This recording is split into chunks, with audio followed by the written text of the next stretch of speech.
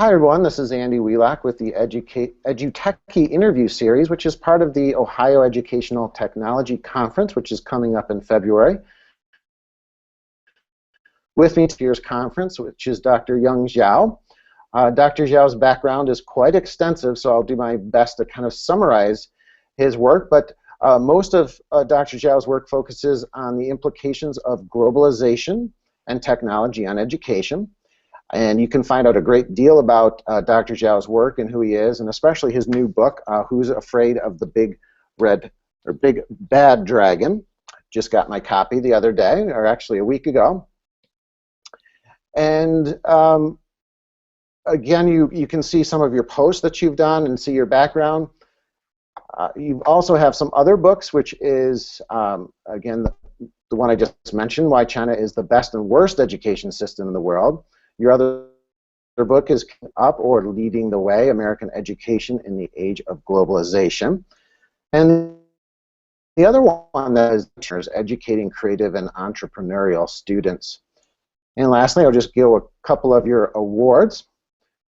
You are the winner of the Early Career Award in American Educational Research Association, and you were noted the 10 most influential people in educational technology by Tech and Learn magazines, one of my favorite things to read. And you're currently the presidential chair and director of the Institute for Global and Online Education in the College of Education at the University of Oregon. And you are a professor in the Department of Educational Measurement, Policy, and Leadership. And with that, let me just say it is a real honor to talk to you, Dr. Zhao. And I have to tell you, I've seen one of your keynotes at ISTE in the San Diego conference. And I have to tell you, it left a lasting impression on me. It was a really good keynote. You mixed humor and I think powerful topics. And one of the topics that I remember from that presentation was kind of this crisscross between Chinese educational wanting to go towards the traditional American system, while the American educational reform is trying to trend towards the Chinese educational system. Do you see, is that an accurate summary of that presentation, and is that where your work has focused these days? Well, thanks, Andy, for reading so thoroughly and make such a great preparation and wonderful question. I'm glad you still remember that. Yes, precisely. I think my observation has been that the Chinese education system, and very much actually educational systems in East Asian countries such as Korea, Japan, Singapore, Hong Kong, these systems have been trying to reform themselves for a long time. And it looks like they are trying to become a much more American way of educating. You know, just to summarize what's the American way of educating, I think our traditional system has had more trust of teachers, more teacher autonomy, had more trust of local control. We had a lot more local control of curriculum, of teaching, of assessment by local school districts, school boards, and community-based. And our students typically had a much broad educational experience rather than being defined by a few high-stakes testing. And we had a way less few standardized testing than Asian countries. So now if you look at the Asian countries, I just got back from China last week, actually yesterday. China, for example, now is abandoning really standardized testing for all basic education, elementary schools. They're eliminating testing. They're eliminating using testing to select students. And the US, as you can see, on the other hand, has been moving towards more centralization, standardization, and standardized testing. So in that sense, yes, they are moving across in each other. Let me just follow up with that. I've been reading your book. I just got it, and as a matter of fact, it's taking me longer than usual because I've really been thoroughly looking at it. So I've actually done some rereading. On your website, you put the introduction to this book, and I urge anyone who's interested in this topic, and I think most of reform, your introduction is it's really a powerful introduction, I must say, and it really kind of seemed like a call to action. Do you see that as a call to action? Do you see this book as maybe a warning about some of the reforms and where we're heading? And do you think a lot of reform has already happened along these lines? Yes, Andy, and I did write the book as a call to action, as a serious and urgent warning to America, because as an immigrant, I have been deeply and deeply troubled by the direction of American education reform and the general political discourse.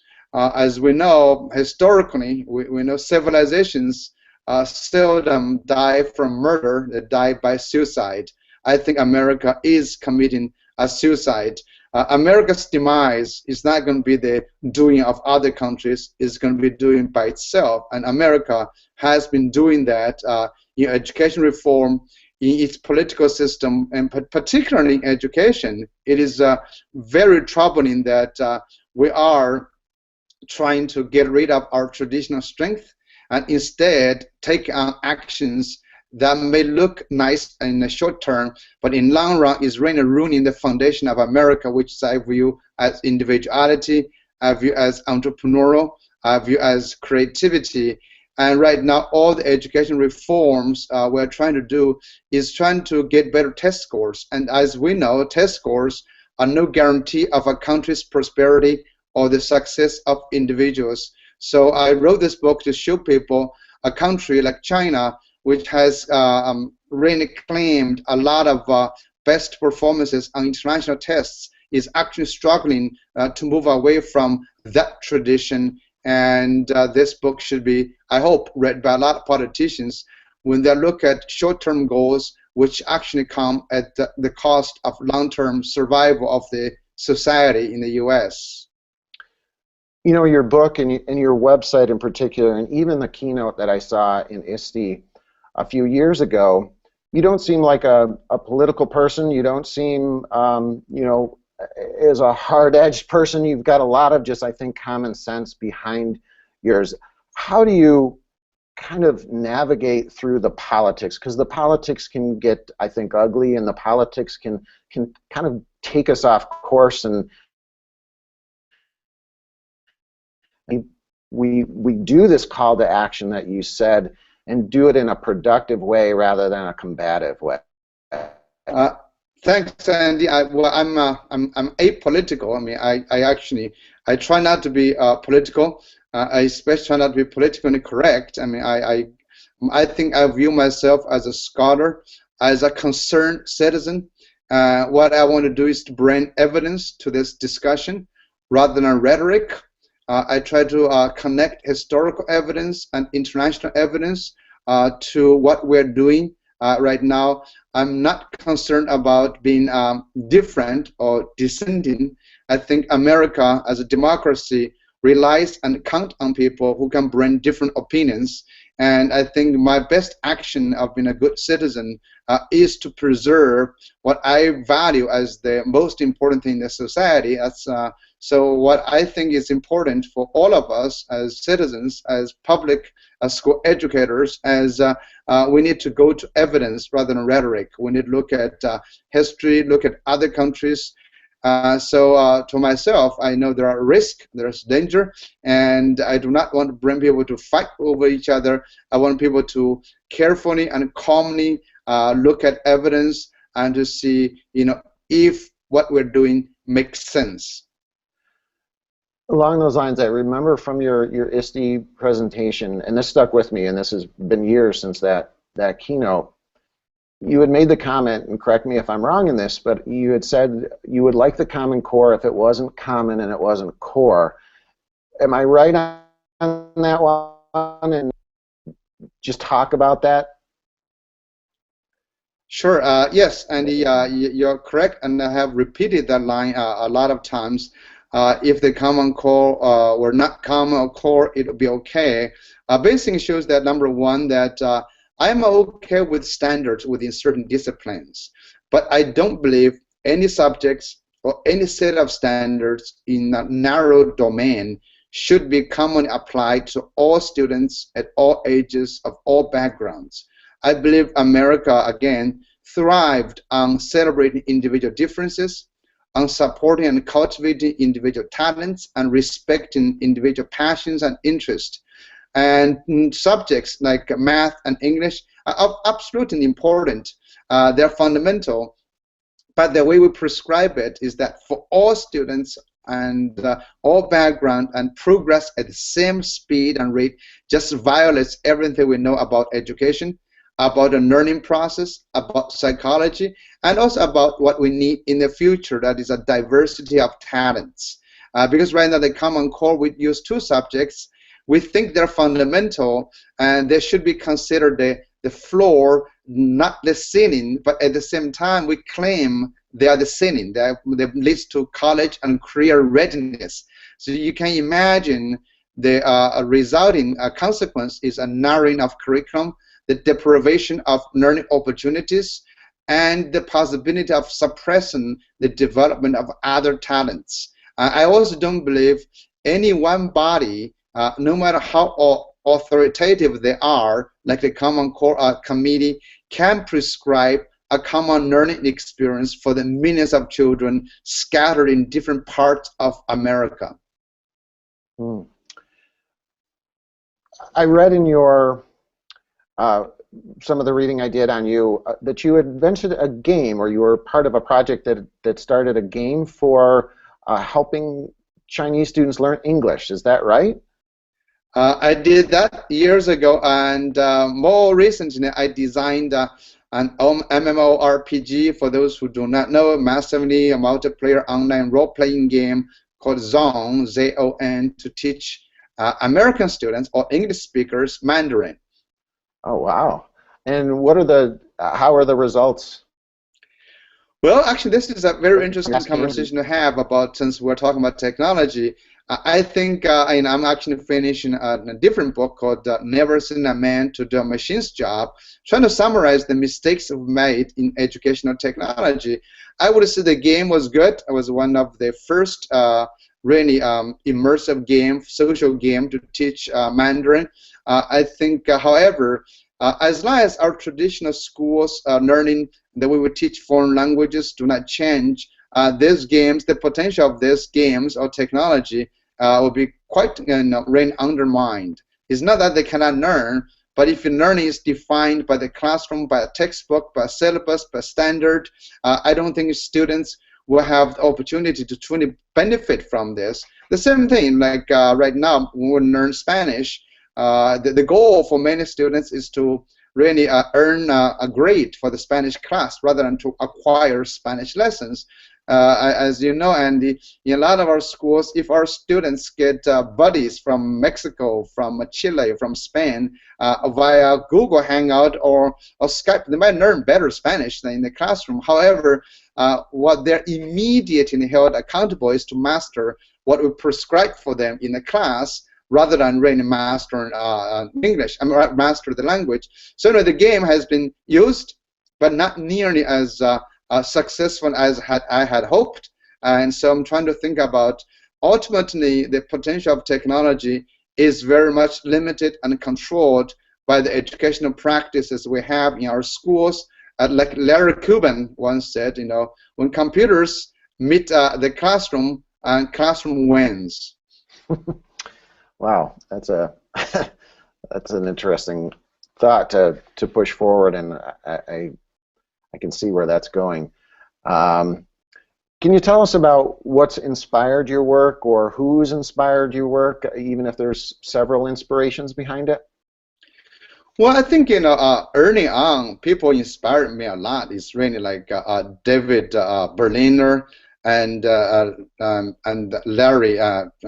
Larry Cuban, the historians, a lot of those people, and Jim Glass, especially I think in Jim Glass and David Berliner's work in the early, I think 1990s, wrote about the manufactured crisis, and a lot of these people wrote very good evidence to say American education was not in crisis, but there was a movement to manufacture certain crisis so they can justify the crazy reforms that they've put in. And also from those works, I began to understand about how education does serve, certain purposes at different times, and they have to change. I love history, so history has always been a good source of inspiration. I always look for history, and also, of course, I will see a lot more recently. I think the work of Seymour Papert in education, like the Children's Machine, 1994, was a powerful, written book to talk about how existing infrastructure limits the power of technology. So when I look at most of this, the work, history, technology movement, and a broader understanding of education in the context of society helps me think about broader issues in education. Forgive me, my lights went out on me. I got to just wave here and see if I can click them back on. I guess I can't, so I hope you can see me okay. I can see you really fine, no problem. You mentioned history, and I've got to tell you that, when I was reading your book, and as I'm reading your book, you do a really nice job together Chinese history into the conversation today. And being someone who, I'm a lover of American history, but I don't know a lot about Chinese history, I really found that part of the book fascinating. I think it's important. History and education, are they completely intertwined? I think so. I think, in many ways, if you examine education, the history of a society is always connected to the history of education. And there is an interesting book called The Race Between Technology and Education. I don't know if you had a chance to read it. It's by, I think, Claudia Golden, and I think a Harvard economist. And they write a lot about how education always has to catch up to the advancement of technology, because when technology moves forward, it redefines the value of knowledge, of talents, and it changes the social needs for different kind of people a society can prepare. And so education has always have to re-examine what kind of qualities it's trying to instill in our students. Looking at, you've had the opportunity of really seeing Chinese education and American education. How do they either correspond or relate as it involves education?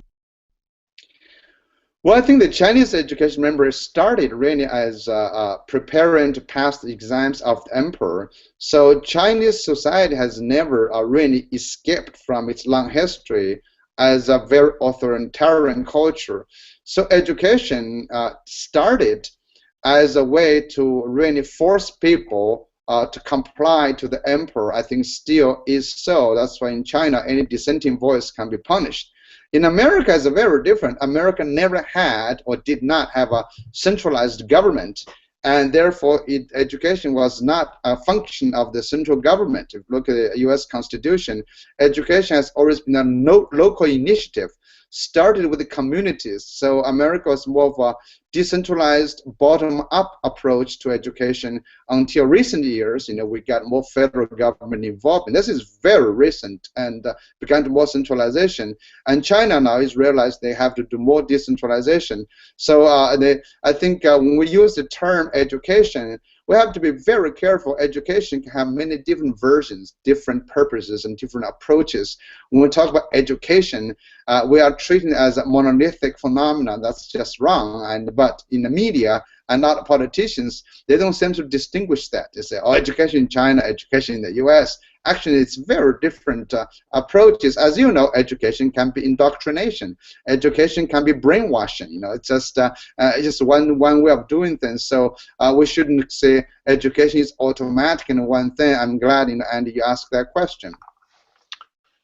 Okay, well, I've finished with my heavy-hitting questions, and you've answered them really well. And I do want to say, all the people that I've talked to, is your work is inspiring, and I think you're speaking truth to power in a lot of ways, but I think you're doing it in a really common sense and logical way that I think I hope really takes traction, because I think your work is that important, and I really encourage people to read your book, because it really will, I think, put into perspective how the reforms have come about, and how I think some of our reforms we need to kind of turn course, if you don't mind my saying that. But so again, thank you for this. Can I ask you a few speed geek questions, as I like to call them? I have this little Decide Now app, and I click it, and there's a couple. Just these are quick, short answer questions. Are you ready for them? I'll give you 3. Of course. Thanks, Andy, for your compliment. All right. So the first question is, it spins around, and this one is your favorite app. Do you have a favorite app that you like to use? Oh, actually, my favorite app is I use the United app. I use it all the time because I used to manage all my flights. Okay. Well, they must be working well, huh? Yes. Okay. So our second one is, are you a Minecraft person, World of Warcraft, Words with Friends? Are you a gamer at all? And what games do you like to play? Well, actually, the only game I play is Civilization. I've been playing this for decades now, and actually, I play it whenever I'm stuck on writing. I just mindlessly play the game and hope for some miracle happen, and then come up with some new ideas. Good. Well, that's a good plug for that game. Thank you. And the last one is,